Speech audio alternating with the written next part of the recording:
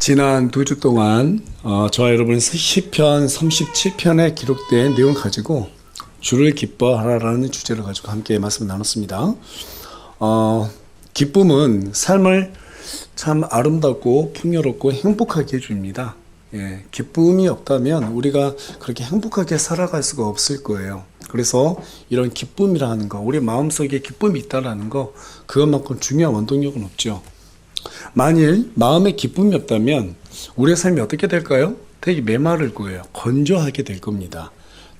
메마른 땅처럼 아마 굳어지게 될 것입니다. 그런데 성경은 우리에게 두 가지 기쁨을 말해주고 있어요. 글자는 같습니다. 그러나 그 내용물은 완전히 다르다고 우리에게 말해주고 있죠. 첫 번째 기쁨은 육체적인 기쁨이고요. 또 다른 기쁨은 영적인 기쁨입니다. 육체적인 기쁨은 세상에서 돈과 권력이 있으면 얼마든지 사고 누릴 수 있는 것이죠.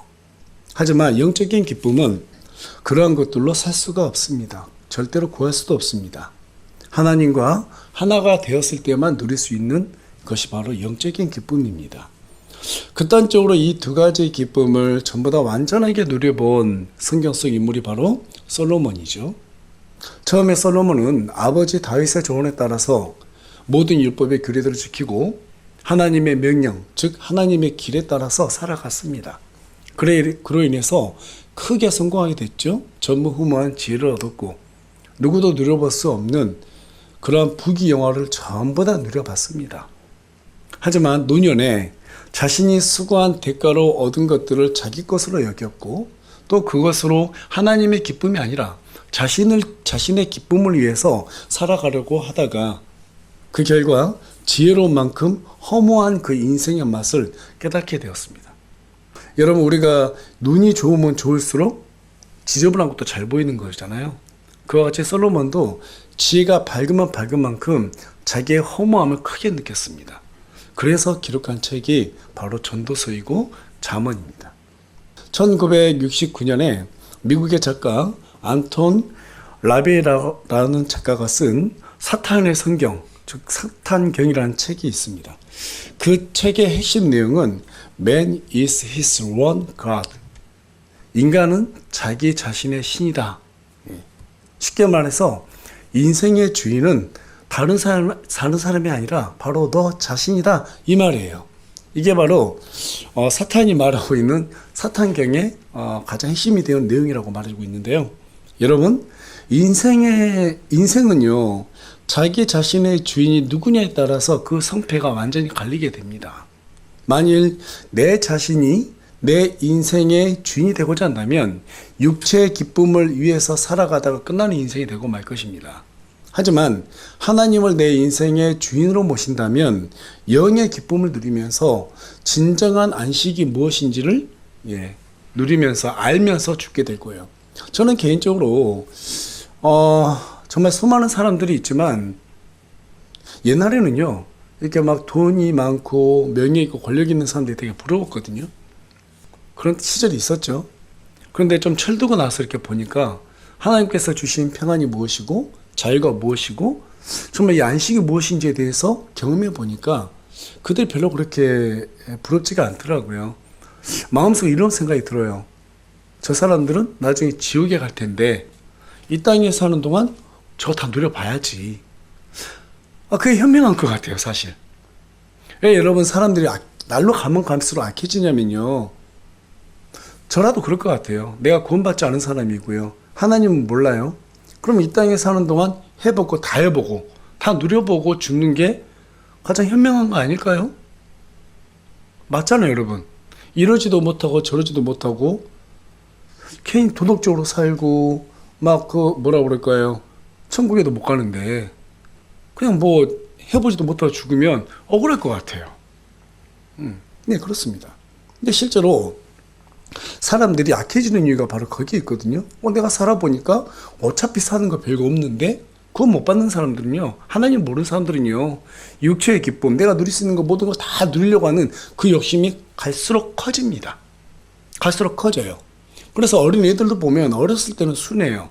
어렸을 때는 그냥 저렇게 도덕적으로 살려고 하고 그러다가도 오히려 나이 먹으면 더 탐욕스럽고 더 악해지는 것을 보게 되죠. 그런데 시편 37편 통해서 우리가 지난 시간에 어떤 내용을 살펴봤어요? 악인들의 결말을 분별하라고 그랬죠. 분별하라고 그랬습니다. 오늘 본문에 있는 시편 37편 37절에 가서 보니까 완전한 사람을 주목하고 올바른 자를 눈여겨볼지어다 이렇게 말합니다. 하나님 안에서 구원받고 정말 하나님을 잘 섬기는 사람 눈여겨보라는 거예요. 다윗이 노년에 들어서 이 시편 37편 기록했거든요. 그러면서 자기가 쭉 살펴보니까 정말로 참 하나님을 곧바르게 잘 믿고 따르는 사람들을 살펴보니까 그들의 마지막은 뭐가 있다고 그래요? 화평이 있다고 말해요. 평안이 있다라는 거예요. 죽음 가운데서도 화평이 있다라는 거예요. 그런데 여러분, 하나님 모르는 사람들 봐보세요. 죽을 때 편하게 죽은 사람 없습니다. 두려움 가운데서 전전긍긍하면서요, 막 떨면서 죽어요. 물론 믿는 사람들 중에서도 믿음이 약한 사람들은 그런 사람들 많이 있습니다만 대부분 화평이 없습니다. 그게 바로 믿는 자들과 믿지 않는 자들의 가장 큰 차이점이에요. 가장 큰 차이점이에요. 또 신앙적으로 우리가 하나님 믿는다 하더라도 믿음이 약한 사람과 믿음이 큰 사람의 또 차이점이기도 합니다. 믿음이 약한 사람은 작은 거 하나에도 확 낙심해요. 하지만 믿음이 좋은 사람들은요, 다윗처럼 낙심하지 마 하면서 자기 자신을 책망하면서 자기 마음을 안전하게 지킵니다. 그리고 하나님께서는 신실하셔. 언제든지 내 목소리를 들으셔. 내가 기도하면 반드시 하나님께서 일하셔. 여기에 대한 뭐가 있어요? 지분을 가지고 있어요. 여러분, 성도들은 지분이 있어야 돼요. 이미 우리에게 지분이 주어졌어요. 하나님의 자녀라고 하는 권세를 누릴 수 있는 지분이 주어졌어요. 그 지분을 누리는 사람들이 바로 믿음이 좋은 사람들이에요. 믿음이 좋고 안 좋고는 하나님을 얼마나 내가 의지하느냐 의지하지 못하느냐의 차이점이 있습니다. 여러분, 사람들이 착한 사람을 선하고 귀하게 여기죠. 왜 그럴까요? 그런 사람들이 드물기 때문입니다. 그러나 성경은요, 착한 사람을 선하다고 말하나요? 그렇지 않습니다. 하나님의 말씀에 순종하는 사람을 선하다고 말합니다. 하나님께서 순종하는 사람을 귀하게 여기는 이유도 착한 사람보다 하나님의 말씀에 순종하는 사람들이 너무나도 적기 때문입니다. 말라기 3장 17절에 가서 보니까 하나님께서는 그렇게 우리 주 하나님의 말씀에 따라서 순종하는 사람들, 자, 그런 사람들을 뭐라고 말하고 있어요? 자신의 소유로 삼겠다는 거예요. 그러니까 내 도구로 삼겠다 이 말이에요. 내가 그 사람을 쓰겠다 이 말입니다. 또 뿐만 아니라 그런 사람들을 자기 친아들을 아끼는 것처럼, 사람들이 아끼는 것처럼 내가 그렇게 내 친아들로 여기겠다 이렇게 말하고 있어요. 아끼겠다 말하고 있어요. 여러분, 선한 사람은 하나님 안에서 영원의 안식을 최고의 기쁨으로 누릴 수 있게 됩니다. 여러분 믿으세요? 예, 누릴 수 있게 됩니다. 그래서 좀 웃으세요. 예. 교회 오면 좀 웃으시고요. 지체들 만나 좀 웃으시고요. 삶 가운데서 어렵고 힘들어도 좀 웃으세요. 예. 웃으면 뭐가 온대요? 복이 온대. 그거 성경에 기록된 말씀은 아니지만 세상 사람들도 그걸 아는 거예요. 아, 웃는 사람에게 복이 오는구나. 이걸 아는 거예요. 좀 웃으세요. 하나님 앞에서 기뻐하세요. 우리는 그럴 지분이 있다니까요. 맞습니까? 그런 지분이 있어요. 그런데요, 사악한 사람들은요, 육체의 탐욕과 정욕과 쾌락을 최고의 자신들의 기쁨으로 여깁니다. 그게 끝나면 어떻게 돼요? 허무함을 경험해요. 그러니까 기쁠 수가 없어요. 기쁨은 그때만 누리는 거예요. 이 세상에 대한 내가 죽음에 대한 두려움 또는 걱정, 근심, 염려 이런 것들을 잃어버리기 위한 수단, 그 수단으로 잠시 누리는 거예요. 술 먹을 땐 좋아요. 술 먹고 나서 아침에 깨어나면 머리 아프죠? 그리고 허무해요. 별거 없다 이 말이에요. 그게 바로 세상이 주는 기쁨의 공통점이에요. 그때만 좋아요. 항상 그때만 위로가 돼요. 그러나 그 시간이 지나면 항상 허무해지게 됩니다. 자, 그런데 문제는, 성경이 말하고 있는 문제는 뭔가 하면 항상 이렇게 허무한 자들, 즉 사악한 자들이 하나님의 사람들을 멸시한다는 거죠. 무시하고 어리석게 여긴다는 거예요. 그렇다면 어떻게 몇 시 한다고 우리가 지난 시간에 살펴봤습니까? 자, 다윗은 12절에 가서 보니까 그들이 의인을 대적하려고 꾀를 꾸민다고 말하고 있습니다. 의인들을 싫어하는 거예요. 마귀의 자녀들이기 때문에 하나님의 자녀를 밀어냅니다. 밀어내요. 우리나라 사람들도 보면 어디 가면 그렇잖아요. 습성 자체가. 예. 모이기만 하면 거기서 뭐 자꾸 나누려고 그러잖아요. 우리끼리 이 문화를 자꾸 나누려고 하잖아요. 그게 사람의 본성인 것 같아요. 심지어는 교회에서도 이렇게 나누려고 하는 사람들이 있습니다. 예. 근데 이게 마귀가 하는 짓이거든요. 마귀는요, 철저하게 자신의 편의 사람들을 딱 뭉치게 만들어가지고 자신의 편이 아닌 사람들을 몰아내려고 그래요. 그래서 이런 사람들이 교회 안에 들어오게 되면 이렇게 구원받고 하나님을 잘 섬기려고 하는 사람들을 갖다가 어떻게 하면 넘어뜨릴까 꾀를 꾸민다는 거예요. 두 번째는 14절 가서 보니까 물질을 착취하기 위해서 가난하고 구핍한 자들을 쓰러뜨려 죽이는 자라고 말하고 있습니다. 오늘날 거짓 대언자들, 거짓 목사들이 얼마나 탐욕스럽게, 제가 여러분들께 뭐 여러 번, 정말 너무너무 여러 번 반복하고 있지만 기복주의를 조심하라고 진짜 여러 번 말씀을 드렸습니다. 여러분, 기복주의는 절대로 기독교가 아니에요. 그거는 무속신앙입니다. 미신입니다. 그것은 하나님의 이름을 가장해서 자신들의 탐욕을 채우려고 하는 인간들의 아주 잘못된 그런 거짓 복음이에요. 하나님을 예수님을 믿는 순간 십자가에서 우리의 가난이 사라졌다? 그런 말이 어디 있어요, 성경에? 여러분, 우리의 죄가 사라졌다고 말하고 있지 우리의 가난이 사라졌다고 말하고 있나요? 그런 말 있어요, 없어요? 없어요. 십자가에 우리 예수님께서 못 박히신 순간 우리가 성공할 수 있는 모든 조건이 다 이제는 갖춰졌다? 이런 말이 어디 있어요, 성경에? 없습니다. 전혀 없어요. 그런 말이 절대 현혹되면 안 됩니다. 어떤 교회를 가든지 어떤 설교를 듣든지 간에 예수님 믿으면 부자가 되고 성공한다? 그런 말 하면 그게 빨리 떠나야 돼요. 아주 잘못된 기복주의입니다. 또 21절에 가서 보면 남의 자식이 노예로 팔려가든지 말든지 신경 쓰지 않고 빌린 것을 갚지 않는 자라는 거예요. 이스라엘 사회에서는 빌린 것을 갚지 않으면 어떻게 한다고 그랬어요? 자식들을 노예로 그렇죠, 데려간다고 그랬죠. 그런 자들이 바로 악한 자들이다. 이렇게 사악한 자들은 항상 이런 식으로 그들의 길을 개척해서 걸어가요. 그것이 세상을 잘 사는 지혜라고 여겨요. 예전에 제가 한참 됐습니다. 10년도 넘어갔는데, 훨씬 넘었는데, 어떤 교수님이 저를 부르셨어요. 일전도 여러분들께 잠깐 말씀드린 적이 있는데, 제가 좀 이렇게 꼿꼿하니까, 세상 사는 방법을 잘 모른다 싶어서 좀 안타까웠던 모양이에요. 저를 되게 많이 아끼셔주셨던 고마우신 분이신데, 저를 불러서 그러시더라고요. 이제 제 선배예요. 저를 부르면서 세상을 잘 살려면 술도 좀 먹어야 돼. 세상도 좀 잘 살려면 뇌물도 좀 찔러줘야 돼. 세상도 잘 살려면 룸살롱 가서 사람들 대접을 해줘야 돼. 이런 얘기를 막 하시는 거예요. 그래서 제가 그 말씀을 듣고 내가 지금 잘못 살았나?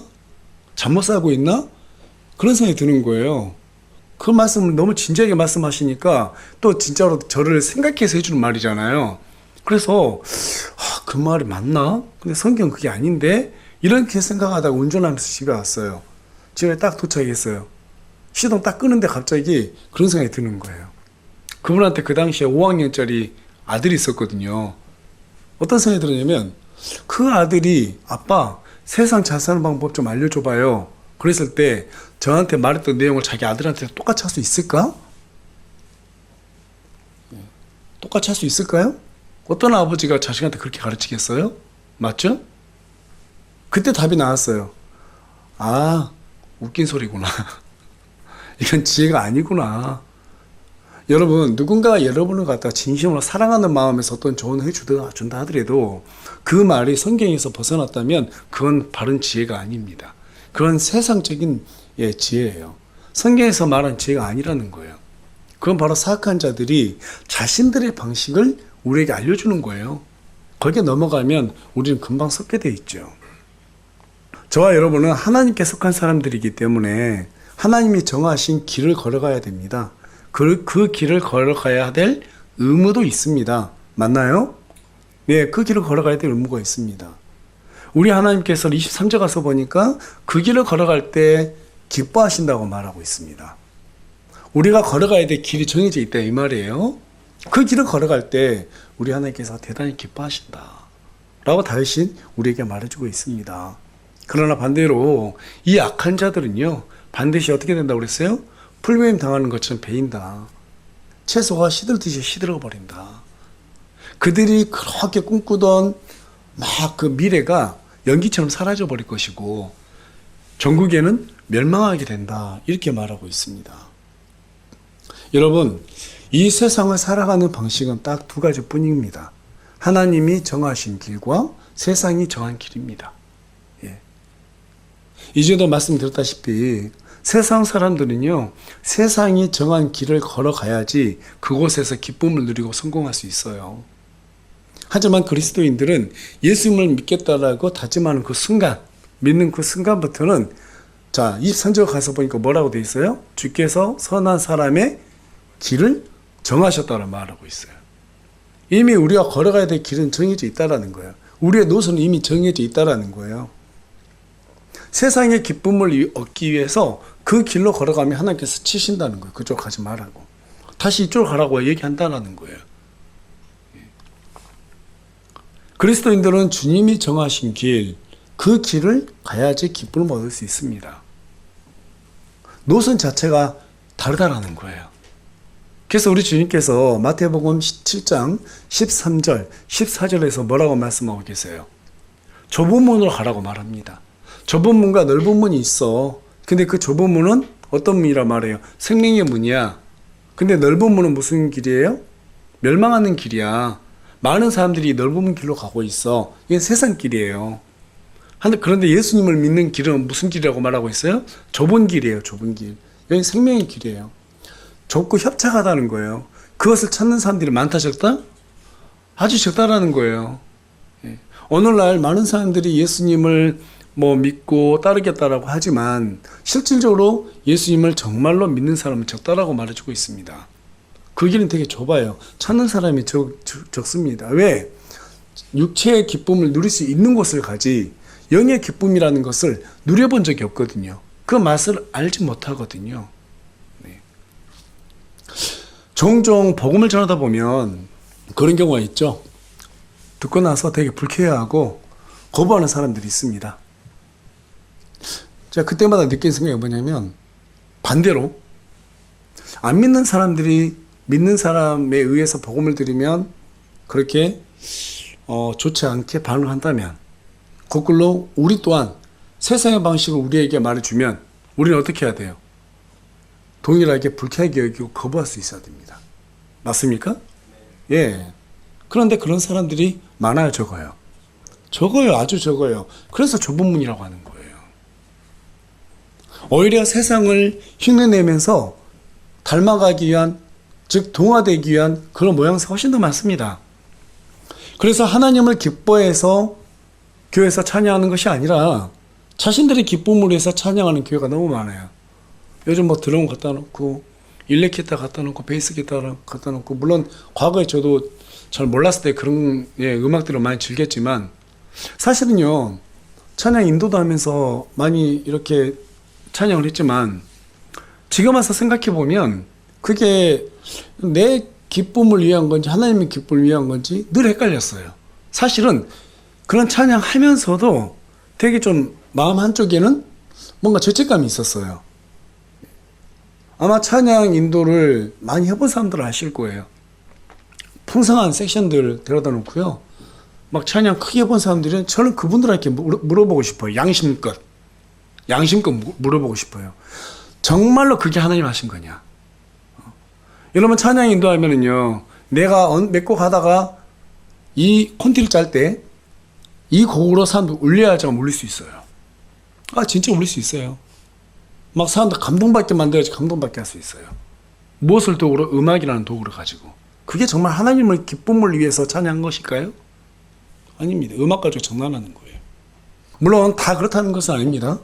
그러나 실제로 그렇게 할 위험성이 되게 많아요. 그리고 실제로 그렇게 해봤고요. 예. 그런데 그것을 우리는 하나님의 은혜라는 포장화시키죠. 사람의 감정 가지고 장난쳐놓고. 진짜 양심적으로 한번 들어가 보세요. 정말 하나님의 기쁨을 위해서 찬양했는지, 아니면 내가 돋보이기 위해서 그런 찬양을 했는지. 하나님을 정말 기뻐해서 전도하는 사람이 있는가 하면 또 일부는 사람들에게 인정받기 위해서 내가 이 사람 데려왔어? 자랑하기 위해서 복음을 전하는 사람들도 실제로 많습니다. 하나님을 기뻐해서 하나님 앞에 헌물을 드리는 것이 아니라 체면 세우기 위해서 헌물을 드리는 사람들이 얼마나 많은지 몰라요. 오늘날 많은 교회들이 헌금을 걷죠? 거둔 다음에 어떻게 하죠? 전부 다 이름을 불러주죠.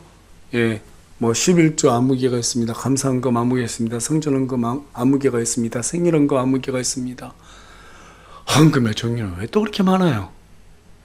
그럼 이름을 불러주면, 제가 어렸을 때부터 그랬거든요. 우리 교회가 그랬었으니까. 그러면 늘 좀 창피해요. 이름이 없으면. 그래서 매주마다 조금씩이라도 해야 돼요. 이게 제가 중고등학교 때 경험했던 거예요. 그럼 어른들은 얼마나 더 하겠습니까? 그렇죠? 또 헌금 많이 하는 분들이 있으면 또 간증하라고 그래요. 간증시켜가지고 내가 이렇게 헌금했더니 하나님께서 복을 주셨다, 또 이런 말로 해가지고 사람들 현혹시키죠. 또 부흥강사도 부릅니다. 부흥회를 해요. 그러면 사전에 짠다고 그래요. 사전에 진짜 짠다고 그럽니다. 그래서 어떤 설교 해달라, 또 헌금을 어떻게 걷어달라. 물론 다 그런 건 아니겠지만 그런 교회가 안 그런 교회보다 훨씬 많아요. 실질적으로. 여러분, 체면을 세우기 위해서 헌금하는 게 이게 맞나요? 아니죠. 정말 하나님 앞에서 우리가 성도로서 의무를 가지고 하나님께 하는 것이고, 여러분, 헌금하는 것은 하나님께서 주신 것 다 내 것이 아닙니다. 하나님의 것입니다 라는 고백이에요. 고백. 맞습니까? 우리가 하나님 앞 사람들에게 복음을 전하는 것은 마땅히 우리에게 주어진 의무입니다. 맞아요? 우리가 하나님 앞에 찬양하는 것은 우리의 정체성이에요. 우리의 존재를 하나님께 드러내는 거예요. 그래서 제가 여러분들께 찬양 크게 하세요 이런 말씀 하잖아요. 그렇게 요청드리는 이유가 뭐냐면, 여러분들 여기 앉아서 하나님 앞에 예배 시간을 찬양할 때 우리의 마음 밭을 하나님께서 만지시기도 하지만, 그보다 먼저 하나님, 제가 여기 있습니다. 제가 하나님을 지금 주께서 지으신 그 목적에 따라서 순종하고 있습니다. 이런 의미로 하는 거예요.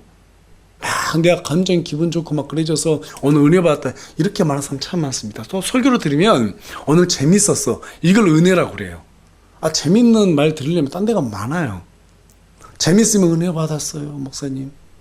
또 눈물 흘리면 은혜 받았어요. 그 감정 가지고 어때요? 예. 설교하는 사람도 많잖아요. 그게 말고요, 정말 우리가 기쁨을 누리는 것은 내가 죄인이구나, 내가 이렇게 부족한 존재구나, 내가 이것밖에 안 되는구나, 또 마음을 잡아야 되겠구나, 하나님 앞에서 내가 정말 다시 한번 부족하더라도 좀 더 과거보다 잘 살아보려고 노력해야 되겠구나, 그런 회개의 눈물이 진짜 눈물이 되는 거예요. 우리가 말씀을 들을 때 하나님께서 각 사람에게 찾아가거든요.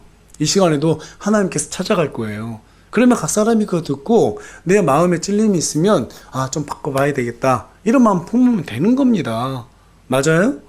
예. 그리고 하나님께서 우리의 평강을 주시면 그게 우리의 기쁨이 돼야 되는 거예요. 우리가 하나님께 순종했을 때 하나님께서 우리에게 뭘 주세요? 자유와 기쁨을 주신단 말이에요. 그때 우리는 하나님 앞에 기쁨으로 주님을 찬양할 수 있는 거예요. 이게 원리입니다. 하나님께서 기뻐하시는 원리거든요. 근데 자꾸 다른 어떤 자극으로 하나님을 기쁘게 할 수 있다라고 하는 인본주의 사상을 갖고 있습니다. 아니요, 그렇게 하는 게 아닙니다. 그렇게 해서 어떻게 교회가 좀 나아졌나요? 아니요, 오히려 거룩의 모양만 있을 뿐이지 그 능력 완전히 상실해버렸습니다. 사람을 위한 교회가 돼버렸거든요. 여러분, 교회는 사람을 위한 곳이에요, 하나님을 위한 곳이에요? 조금 더 정확하게 말하면 사람을 위해 존재합니까? 하나님을 위해 존재합니까? 예. 우리가 하나님을 섬기기 위해서 존재하는 곳이에요. 사람은 물론 사람 섬겨야죠, 당연히. 그런데 그마저도 사람 섬기는 것도 하나님의 뜻을 이루기 위해서 섬기는 거예요. 그게 교회예요. 그게 교회. 사람들 모으기 위해서 섬기는 곳이 아니란 말이에요. 도대체 어쩌다가 우리 한국교회가 이 지경이 되었을까? 이런 생각을 종종 해보게 됩니다. 저는 거기에서 이런 답을 얻어요. 우리 다윗이 오늘 37편 말씀 보게 되면 4절을 가서 우리 다 같이 한 목소리 읽어볼까요? 예, 성경 4절 보겠습니다. 자, 다 같이 한 목소리 읽습니다. 시작. 또한 너 스스로 주를 기뻐하라. 그분께서 내 마음이 소원한 것들을 내게 주시리라. 지금 여기서 다윗이 뭐라고 말해요? 스스로 주를 기뻐하라고 그러죠. 자원에서 주님을 기뻐하라는 거예요. 누가 하라 해서 기뻐하고 그런 게 아니고 내가 자원해서 하나님을 기뻐해야 되겠구나. 하나님께서 어떻게 하면 기뻐하실까? 이걸 생각하라는 거예요. 또 뭐라고 말하고 있죠? 그분께서 내 마음에 소원한 것들을 내게 주시리라. 우리의 마음속에 우리가 주님을 기뻐하면 주님께서 우리를 도구로 삼기 위해서 뭘 하라고 말을 준다는 거예요. 우리에게 부담을 준다는 거예요. 그 부담을 받고 하나님을 기뻐하기 위해서 움직이면 우리가 하나님 앞에 순종하는 사람이 되고 선한 사람이 된다. 지금 이 말을 해주고 있는 겁니다. 이게 바로 우리 성도가 가져야 될 비전이에요. 비전. 거창한 비전 없어요. 뭐 우리 교회 뭐 거창한 비전이 뭐가 있습니까? 3만 명의 성도를 만들자. 3,000명의 3,000개의 뭐 교회를 세우자. 300명 선교사 내보내자. 그런 비전을 가지고 있는 교회들도 있는데 저는 그런 비전은 되게 인간적인 것 같아요. 그거 말고 그냥 각 사람이 스스로 주를 기뻐하고 주님께서 주시는 마음으로 하나님을 기쁘시게 해드리자. 그게 기본에 충실한 기독교인 아닌가요? 저는 그게 그리스도인인 것 같아요. 정말 기본적인 우리가 가져가야 될 어떤 자세라고 생각이 들어요. 오늘날 많은 그리스도인들이 잘못된 길로 걸어가는 이유는 자신의 기쁨을 위해서 하나님을 섬기고 있기 때문입니다. 한마디로 비전이 다른 곳에 있다 이 말이에요. 하나님의 뜻 가운데 있지 않아요. 다 자신들의 기쁨을 위한 비전을 두고 있습니다. 여러분, 비전의 반대는 분열을 뜻하는 디비전이에요. 이 디비전은 본래 두 개의 비전이라는 의미를 가지고 있습니다. 어떤 의미라고요? 두 개의 비전이라는 의미를 가지고 있어요. 처음에 사람은 하나님의 기쁨을 위해서 창조되었기 때문에 그분의 기쁨을 위해서 살아야 된다고 한다는 그런 비전만 소유했습니다. 하지만 제가 들어오면서 내 기쁨을 위해서 살겠다라고 하는 다른 비전이 만들어졌어요. 이게 바로 디비전이에요. 하나님이 주신 이 비전이 두 개로 갈라져 버린 거예요. 우리는 이제 선택을 해야 돼요. 처음에 하나님께서 우리에게 주신 비전을 선택할 것이냐, 아니면 내 기쁨을 위해서 다른 비전을 선택할 것이냐. 바로 이것이 저와 여러분의 우리 육신 속에 배어있는 죄의 본성이에요. 다른 비전 자체를 소유하고 있다는 것이. 이 내용을 가장 잘 보여주는 내용이 다윗이 밧세바를 범한 뒤에 기록했던 시편 51편에 기록이 되어 있습니다. 그 중에서 한 구절 좀 읽어볼 텐데 우리 다 같이 큰 목소리로 한번 읽어보겠습니다. 51편 3절입니다. 다 같이 읽습니다. 시작. 내가 내 법범들은 시인하오니 내 죄가 항상 내 앞에 있나이다. 내가 내 법범들을 시인하오니, 하나님 앞에서 다윗이 밧세바를 범했다고 그래가지고 죄를 시인했어요. 그런데 지금 뭐라고 말하고 있어요? 내 죄가 항상 내 앞에 있나이다, 이렇게 말합니다. 여러분, 가인이 아벨을 갖다가 죽였을 때 하나님께서 가인에게 했던 말씀이 창세기 47장 말씀에 기록되어 있습니다. 뭐라고 말씀하시냐면, 네가 잘 행하면 내가 너의 헌물을 받지 아니하겠느냐. 그러나 네가 잘 행하지 아니하면 죄가 문 앞에 엎드려 있느니라. 죄가 어디 엎드려 있대요? 문 앞에. 여기서 문은 바로 사람을 얘기하는 거, 사람의 마음을 얘기하는 거예요. 네 마음 앞에 지금 엎드려져 있다. 또 말합니다. 그의 열망이, 바로 이 죄의 본성이 너에게 있으리니 너는 그를 다스릴 것이니라. 어떻게 하라고요? 다스리라는 거예요. 다스리라. 여러분, 죄는 항상 우리 앞에 붙어 있어요. 죄는 항상 우리 앞에 붙어 있다니까요. 떨어져 있는 게 아니에요. 항상 붙어 있어요. 근데 그것을 다스리기 위해서 마음을 돌리는 것을 거룩이라고 하는 거예요. 그 생각으로부터 내가 돌리는 게 거룩이에요. 그게 거룩의 결과예요. 그래서 우리는 그 거룩을 지키기 위해서 어떻게 해야 돼요? 무엇을 보고 듣느냐가 되게 중요한 거예요. 무엇을 보고 듣느냐에 따라 가지고 이 죄가 우리 앞에 싹 달라붙어 가지고 죄 속에 삼킴을 당할 수도 있고 그렇지 않을 수도 있습니다. 폭력적인 것을 보고 들으면 죄의 본성은 폭력적인 샘물을 쏟아냅니다. 또 선정적인 것을 보고 들으면 죄의 본성은 정욕의 죄를 갖다가 생산해내는 샘물을 쏟아냅니다. 맞습니까? 예. 자꾸 뭐 세상적인 술, 담배 막 이런 쾌락거리를 보고 듣고 생각하면 바로 그러한 쾌락에 대한 또는 탐욕, 이 죄를 짓게 만드는 샘물이 우리 안에서 솟아난단 말이에요. 우리 예수님께서 수가성 여인을 만났을 때 수가성 여인한테 뭐라고 말해요? 내가 줄 물은 마르지 않는다고 그러죠. 영원히 솟아나는 샘물과 같다고 말하고 있죠. 우리 안에 두 개의 샘이 있다 이 말이에요. 하나는 주님께서 주신 영원한 마르지 않는 말씀의 샘이 있고 하나는 우리 육체가 기뻐하는 육체의 샘이 있다 이 말입니다. 우리는 어느 쪽을 선택하느냐, 어디 쪽을 자꾸 바라보느냐에 따라 가지고 우리는 거기에 점령당하는 겁니다. 그래서 이렇게 잘못된 샘을 우리가 다스리지 못하면 우리는 반드시 죄와 손을 잡고 그 죄를 범하게 됩니다. 다시 그렇게 죄를 범한 거예요. 봤잖아요. 밧세바가 목욕하는 걸 왜 봐요? 그걸 봤단 말이에요. 보고 그것을 끊는 것이 아니라 계속 생각했어요. 마음에서 그 샘물이 계속 솟아났어요. 그러니까 결국은 죄를 짓게 되잖아요. 여러분, 그렇게 하나님을 잘 섬겼던 다윗이 그런 죄를 범했다면, 또 그렇게 하나님 앞에서 충실하게 섬겼던 솔로몬이 그러한 죄를 범했다면 저와 여러분은 그런 죄를 어때요? 당연히 짓게 돼 있습니다. 그렇죠? 그런데 우리 안에 누가 계세요? 성령님이 계시죠? 예. 그래서 우리가 날마다 말씀을 붙들어야 되는 거예요. 자, 그렇다면 좀 더 구체적으로 언제 우리는 그러한 죄와 손을 잡고 범하게 되는가? 범하게 되는가? 여러분, 다윗은 신약 사람이에요? 구약 사람이에요? 구약의 사람이죠. 그런데요, 다윗이 기가 막히게 말을 해요. 왜 자기가 죄를 짓게 되는지를 말해줘요. 그리고 하나님께 그것을 구해요. 자, 우리 다 같이 시편 51편 12절 말씀 다 같이 읽겠습니다. 시작. 구원의 기쁨을 내게 회복시켜 주시고 주의 자유로운 영으로 나를 떠받쳐 주소서. 주의 구원의 기쁨을 내게 회복시켜 주시고 주의 자유로운 영으로 나를 떠받쳐 주소서. 우리가 죄와 손을 딱 잡고 결탁하게 되는 가장 큰 원인은 뭐냐면 구원의 기쁨을 잃어버렸을 때예요. 구원의 기쁨. 여러분, 구원의 기쁨을 잃어버렸다는 말은 우리를 위해 대신 죽어주신 주님의 은혜를 가볍게 여긴다는 말입니다. 맞습니까? 우리의 삶 가운데 어려운 일들이 참 많았어요. 그래서 죽었나요? 죽었어요? 다 지나갔어요. 그렇죠? 하나님께서 그 어려운 순간순간만 우리를 구원해 주셨습니다. 그 감사를 잃어버린 거예요. 그러면 우리는 하나님의 은혜를 가볍게 여기게 돼 있어요. 하나님께서 우리를 구원해 주신 그 은혜를 가볍게 여기는 사람들은요, 반드시 남의 죄를 정죄하는 교만병에 걸리게 돼 있고요.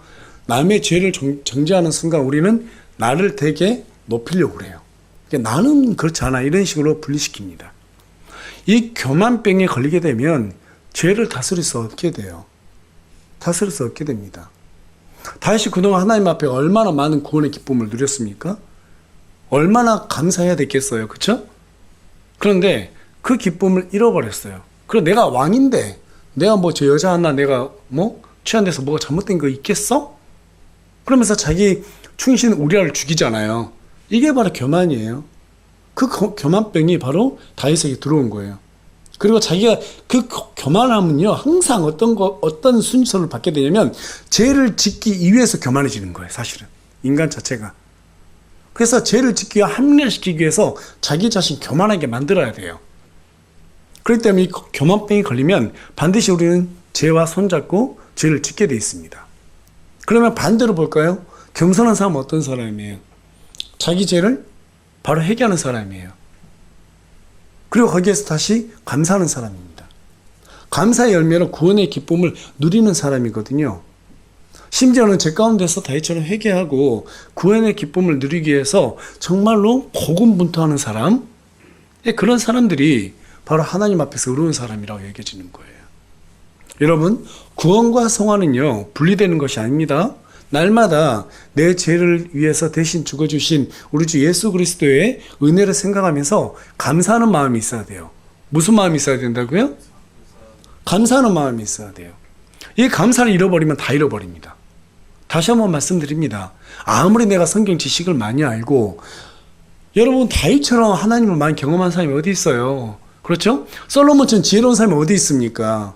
그럼에도 불구하고 이 두 부자 또한 감사를 잃어버린 순간 죄를 짓게 되잖아요. 저와 여러분도 거기에서 예외가 될 수 없다 이 말이죠. 정말 우리가 항상 하나님께 감사하면서 오늘도 다시 십자가로 우리 자신을 데려가서 나를 위해서 죽어주신 예수님 앞에 감사를 충전해야 되는 거예요. 핸드폰만 충전하지 마시고. 뭘 충전하라고요? 감사를 충전해야 된다고요. 예. 자, 여러분들께 이제 한 가지 체면을 좀 걸고 싶어요. 앞으로 핸드폰 충전할 때마다 감사를 충전해야 되겠다. 그런 생각을 하게 될 겁니다. 이렇게 체면을 걸으면 좋을 것 같아요. 그 체면 참 잘 안 걸리더라고요. 핸드폰 충전시킬 때마다 나도 감사를 충전해야지. 이런 생각을 늘 품었으면 좋겠습니다. 우리 날마다 핸드폰에 방전될까 봐서 확인하고 또 확인하잖아요. 그와 같이 내가 정말 하나님 앞에 감사함으로 충전되어 있는가를 날마다 우리 자신을 확인해 봤으면 좋겠습니다. 그렇게 구원의 기쁨을 잊지 않고 간직하는 사람들에게 하나님께서 어떤 은혜를 더해주신다 약속하셨는가? 우리 다 같이 시편 37편 24절 말씀 한 목소리 읽겠습니다. 시작. 그가 넘어질지라도 완전히 쓰러지지 아니하리니 주께서 자신의 손으로 그를 떠받치시는도다. 겸손하게 구원의 기쁨을 간직하는 사람들은요, 넘어질지라도 쓰러진다 안 쓰러진다? 쓰러지지 않는다는 거예요. 하나님께서 어느 정도 어려움은 허용해 줄 때가 있지만 넘어지지 않도록 보호해 주신다 이 말입니다. 이 약속은 33절에 기록된 대로 사악한 자들의 손에서 결코 내버려 두지 않겠다는 거예요. 내버려 두지 않겠다는 거예요. 이게 바로 하나님의 의지입니다. 실제로 다윗이 인생을 살아보니까 25절에 기록된 것처럼 하나님께서는 의로운 자가 버려지거나 그들의 씨가 빵을 구걸하는 모습을 본 적이 없다는 사실을 깨달았어요. 가만히 생각해 본 거예요. 정말 하나님을 잘 믿는 사람들 보니까 그 사람뿐만 아니라 그 가정이 하나님 앞에서 굶어 죽지 않더라는 거죠. 구걸하지 않더라는 거예요. 어떤 일을 하더라도 하나님께서 함께 주신다는 것을 봤다라는 거예요. 여러분, 하나님께 쓰임받은 사람은요, 하나님께서 그 가정을 경제적인 부분까지도 보여주신다 이 말입니다. 그런 의미에서 볼 때 다윗은 26절에 뭐라고 말하고 있는가 하면 그의 씨가 복을 받는다 이렇게 말했어요. 물론 부모가 잘돼서 자녀가 구원을 받는다거나 부모가 잘하니까 자녀들이 막 갑자기 잘 된다거나, 아니요, 그 성경 절대 그렇게 말하고 있지 않습니다. 이 말은 무슨 말이냐면 우리 하나님께서 그 사람을 위해서 그들의 씨까지도 전부 다 어떻게 해요? 보여준다 이 말이에요. 보여준다 이 말입니다. 그 사람을 도구로 쓰는 과정에서는 그 자녀들까지도 하나님께서 함께 해준다 이 말이에요. 믿으십니까? 예, 그러나 여러분 여기서 오해할까 봐서 미리 말씀해 두지만 절대로 하나님께서는 1대1의 신앙입니다. 부모 하나님 잘민대해서 자녀가 잘민다거나 그런 거 없어요. 부모가 구원받았다 해서 자녀가 구원받거나 그런 일 없습니다. 예, 이건 분리해서 생각하십시오. 다만 부모가 하나님을 잘 섬기는 가운데 있으면 그 자녀들이 그 부모 밑에 있을 때는 하나님께서 어때요? 예, 자녀들과 함께 해준다. 지금 이런 약속을 해주고 있는 겁니다. 막 구걸하게끔 만들지 않겠다 이 말이에요. 이것이 바로 순종함으로써 하나님을 기뻐하는 자들이 누리게 되는 영적인 현상이에요. 그렇게 하나님께서 이 세상을 명령해놨어요. 우리는 그렇게 살면 됩니다. 그렇게 믿으면 기뻐할 수 있게 됩니다. 그래서 다윗이 우리에게 뭐라고 조언해주고 있는가? 우리 27절 말씀 다 같이 읽겠습니다. 시작. 악에서 떠나고 선을 행하라.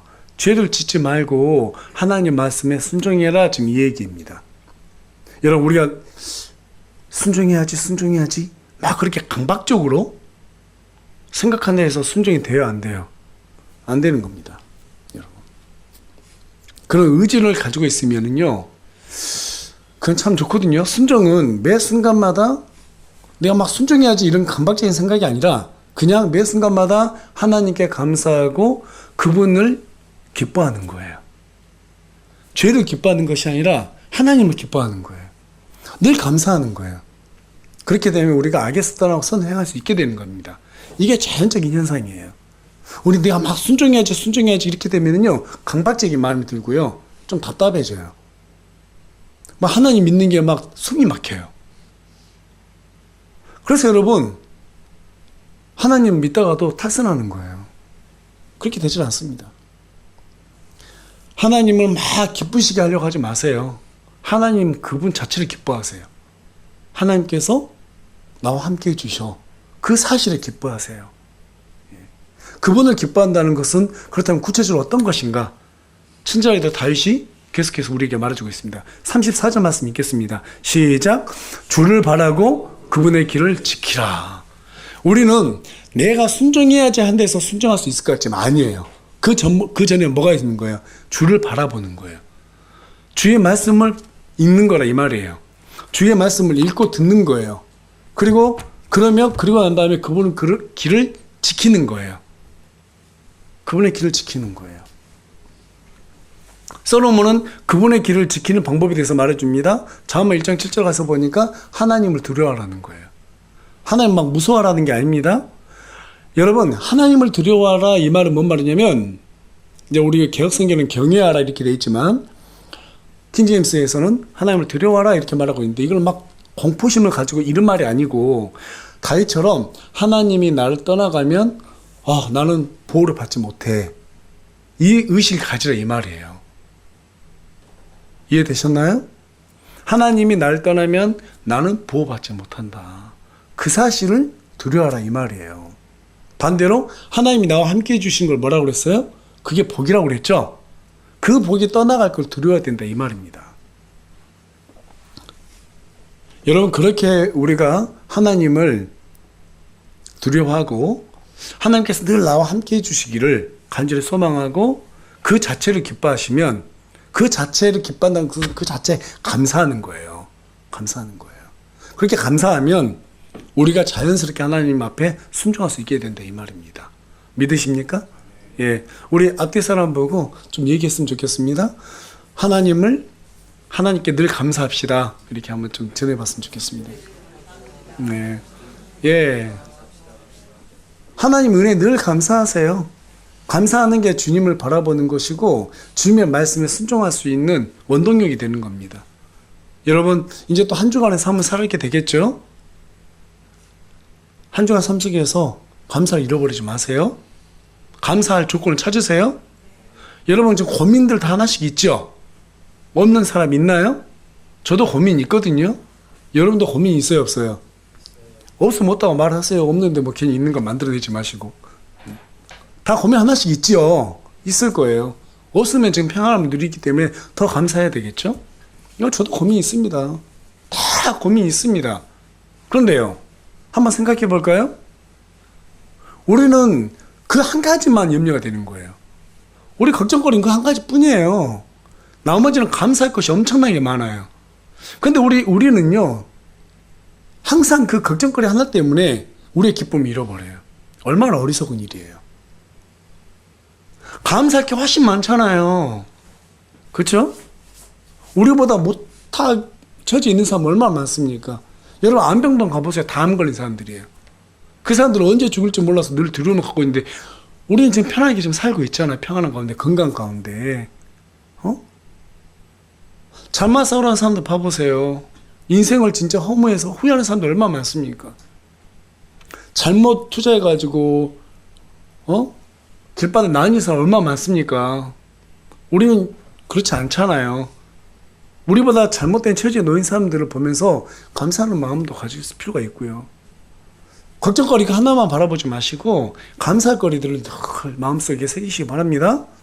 예, 그렇게 했을 때 우리 지난 2주 동안 함께 말씀 나눴죠? 마음을 지킬 수가 있게 돼요. 우리의 마음을 지킬 수 있게 되고요. 또 악인들을 부러워하지 않고 그들의 결말을 분별해서 있게 되는 겁니다. 예. 늦었지만 오늘 말씀은 무슨 말씀이에요? 구원의 기쁨을 회복하라죠. 예. 오늘의 주를 기뻐하라 라는 주제에서 부제가 구원의 기쁨을 회복하라는 거예요. 여기서 구원은 예수님께서 우리를 죄로부터 구원해 주신 기쁨도 있을 겁니다. 그러나 그 외에도 살아가는 과정에서 어려움을 하나님께서 전부 다 도와주셨던 그런 구원도 있어요. 그 모든 구원의 기쁨 감사하면서 늘 누리면서 정말로 하나님 안에 있기를 소망합니다. 예.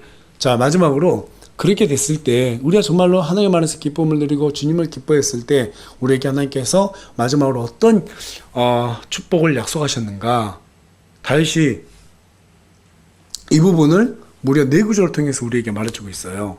자, 9절, 11절, 22절, 29절, 34절. 예, 총 5구절이네요. 가서 보면 공통적인 단어가 있습니다. 문장이 있어요. 땅을 상속하리라. 땅을 상속하리라. 또 이렇게 말하니까 우리가 주를 기뻐하고 순종하며 부동산을 많이 주신다 이 말이구나. 그런 말 아닙니다. 부동산과 관계된 말이 아니고 하나님의 때에 성도들이 하나님께 순종하며 사는 사람들은 자신이 설 자리에 있지 않게 된다 이 말이에요. 어떤 악인들이 우리를 괴롭히더라도 우리가 설 자리를 절대 잃지 않는다. 또 각자 주어진 그 보상을 반드시 받게 된다 이 말입니다. 예.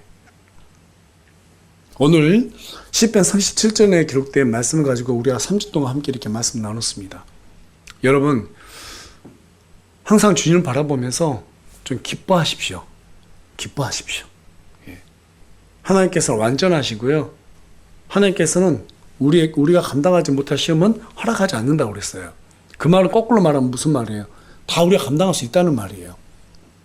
그리고 그것을 능히 이길 수 있는 우리가 기도하고 요청만 하면 능을 주신다고 그랬어요. 여러분 기도하세요.